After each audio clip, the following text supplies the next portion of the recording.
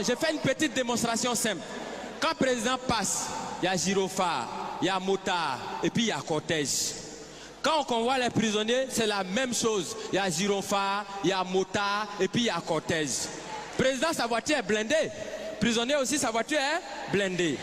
Président, quand il passe, il soulève les bras et puis il salue les gens. Prisonnier, quand il passe, regardez sur les cargos là, il y a des trous comme ça. On voit les bras, c'est qu'eux aussi, ils nous saluent. Président, il prend serment. Prisonnier aussi, il prend serment. Il dit, je jure de dire la vérité, rien que la vérité.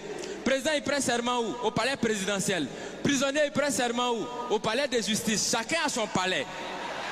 Quand le président dort, on le surveille. Quand le prisonnier dort aussi, on le surveille.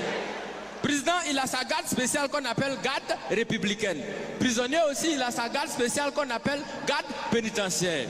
Pour aller voir le président, on prend rendez-vous. Est-ce que pour aller voir les prisonniers aussi, on ne prend pas rendez-vous? Parmi les prisonniers, il y en a qui sont des voleurs. Est-ce que parmi les présidents, bon, pas ceux qui sont vers chez nous ici, hein, au loin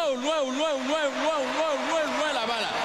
Est-ce qu'il n'y en a pas qui volent souvent l'argent du peuple? Du point de vue orthographique, président commence par quelle lettre? Président commence par quelle lettre? Prisonnier commence par quelle lettre? Quand on abrège président, et puis on écrit sur sa voiture, on abrège comment? On écrit PR. Est-ce que parmi dans l'orthographe des prisonniers, il n'y a pas PR aussi dedans?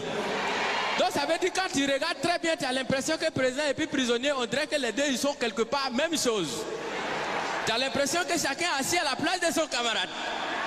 Et qu'à tout moment, les deux peuvent s'inverser les places.